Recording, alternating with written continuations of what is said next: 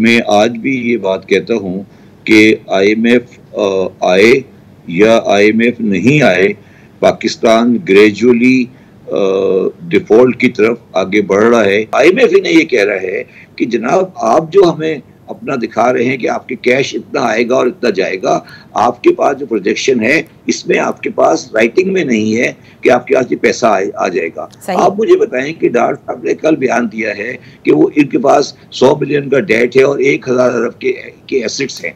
6 billion तो वो दिखा नहीं सके आईएमएफ को, बातें वो 1000 बिलियन की कर रहे हैं। आईएमएफ ने तो सिर्फ 6 बिलियन मांगा था ना उनसे कि आप बता दें 6 बिलियन का आपके पास कोई कमिटमेंट है, वो हम 1 साल से दिखा नहीं सक रहे हैं। नहीं तो वो तो वजीर आजम भी कह रहे हैं, डॉक्टर साहब भी कह रहे हैं कि हमने तो सारी शराइत पूरी कर दी है जो भी मांगी थी। कहाँ कर दी? आईएमएफ ने कहा था ना कि आप ये कह रहे हो कि आपके पास 6 बिलियन डॉलर की कमिटमेंट है, आप हमें बता दें कमिटमेंट कहाँ से आई है। तो वो इन्होंने नहीं दिखाई था, ये सब मानते हैं ना। उसके बाद आयशा गौस पाशा आई, उन्होंने कहा हमारे पास प्लान बी है। फिर मैंने टीवी पे आके कहा उनके पास अगर प्लान बी है तो वो दिखा दें। अगले दिन वो आके कहते हैं कि नहीं प्लान बी कोई नहीं है। तो आप इनकी बातों को इतना अहमियत नहीं दिया करें। पाकिस्तान की मईशत तबाह हो चुकी है।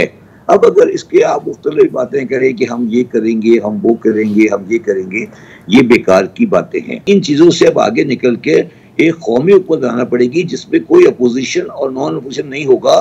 दोनों की गवर्नमेंट होती है, नेशनल गवर्नमेंट दुनिया में कहलाती है। वो गवर्नमेंट और उस गवर्नमेंट में फौज को भी जगह लेनी चाहिए। मैं तो ये बात आगे इससे एक स्टेज आगे जा रहा हूँ। अच्छा, अयूब गवर्नमेंट के अंदर मिनिस्टर ऑफ डिफेंस वर्दी के अंदर थे, वो भी अंदर बैठे और पाकिस्तान के बड़े माशी फैसले करें। बड़े माशी फैसले अगर नहीं हुए तो ये मुल्क माशी तौर पे नहीं चल सकेगा। बड़े फैसले पेट्रोल की कीमत बढ़ाना नहीं है, सही। बड़ा फैसला है कि कल स्टील मिल बिकेगी।